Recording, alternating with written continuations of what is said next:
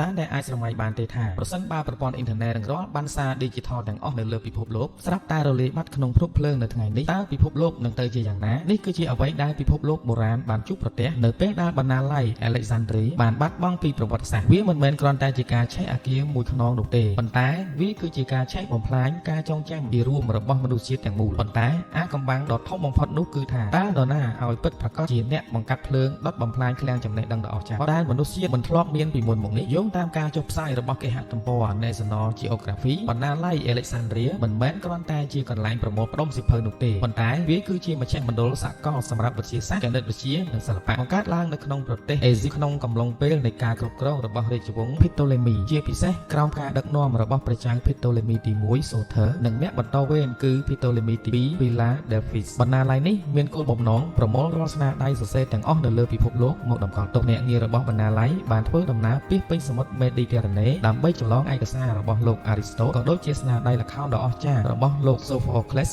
និងលោក Euripides ជាដើមទោះជាយ៉ាងណាក៏ដោយប្រវត្តិសាស្ត្របានបង្ហាញពីអាកំបាំងនៃរឿងក្តីឃាតកម្មទៅលើចំណេះដឹងដោយមានជនសង្ស័យជាច្រើនរូបជនសង្ស័យដែលល្បីល្បាញបំផុតគឺលោក Julius Caesar បានបញ្ជាឲ្យដុតបំផ្លាញកងនាវាអេស៊ីនៅឯកំពង់ផែអណ្ដាតភ្លើងបានឆាបចេះរាលដាលដែលគេជឿថាបានបំផ្លាញឯកសាររមូរទាំងអស់ប្រហែល 40000 ច្បាប់ប៉ុន្តែកំណត់ត្រាខ្លះបានបង្ហាញថាបណ្ណាល័យនេះអាចនឹងនៅរស់រានមានជីវិតពីព្រឹត្តិការណ៍នោះហើយទើបតែមកធ្លាក់ចុះបន្តិចម្ដង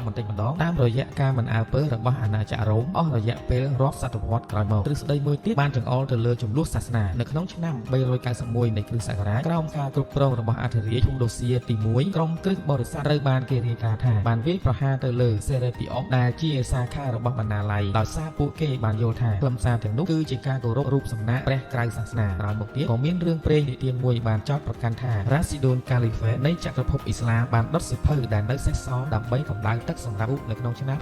642ប៉ុន្តែអ្នកប្រវត្តិសាស្ត្រសម័យត្រូវបានច្រានចោលរឿងនេះថាជារឿងប្រឌិតនៅសម័យមជ្ឈិមសម័យក្នុងបំណងបង្អួចកេរ្តិ៍ឈ្មោះវប្បធម៌អ៊ីស្លាមតែប៉ុណ្ណោះតាមពិតទៅបណ្ណាល័យនេះប្រហែលជាមិនបានរលាយបាត់ក្នុងរយៈពេលត្រឹមតែមួយយប់នោះទេប៉ុន្តែវាបានវិនិច្ឆ័យទៅដោយសារការរួមបញ្ចូលគ្នានៃសង្គ្រាមគ្រោះអគ្គីភ័យនិងការខ្វះខាតថវិកាព្រមទាំងការបោះបង់ចោលក្នុងរយៈពេលរាប់រយឆ្នាំរឿងរ៉ាវនៃបណ្ណាល័យ Alexandria បង្រៀនយើងថាចំពោះចំណេះដឹងគឺជាទ្រព្យសម្បត្តិដ៏ផុយស្រួយបំផុតវាដាស់តឿនយើងថាភាពរីកចម្រើននៃអរិយធម៌មិនមែនជារឿងអចិន្ត្រៃយ៍នោះទេបើគ្មានការការពារការជួយជ្រោមជ្រែងផ្នែកថវិកានិងឆន្ទៈរួមគ្នាក្នុងការរក្សានៅការពិតទៅពេលដែលសង្គមមួយឈប់ឲ្យតម្លៃលើកំណត់ត្រាប្រវត្តិសាស្ត្រនិងអ្នកប្រាជ្ញនោះសង្គមនោះនឹងបាត់បង់ការតភ្ជាប់ជាមួយនឹងអតីតកាលហើយក៏បាត់បង់ផែនទីបង្ហាញផ្លូវសម្រាប់អនាគតដូចគ្នាការបាត់បង់ឯកសារបុរាណទាំងនេះគឺជាវិបដិសារីដែលយើងនៅតែមានអារម្មណ៍ស្ដាយក្រោយរហូតមកដល់សប្តាហ៍ថ្ងៃប៉ុន្តែយើងអាចការពារកុំឲ្យប្រវត្តិសាស្ត្រនេះកើតឡើងវិញបានតាមរយៈការបន្តរៀនសូត្រនិងចែករំលែកចំណេះដឹងប្រសិនបើអ្នកយល់ថាការស្វែងយល់ពីប្រវត្តិសាស្ត្រនេះមានសារៈសំខាន់សូមជួយចុច like វីដេអូនេះរួចចុច subscribe channel របស់យើងដើម្បីទទួលបានចំណេះដឹងថ្មី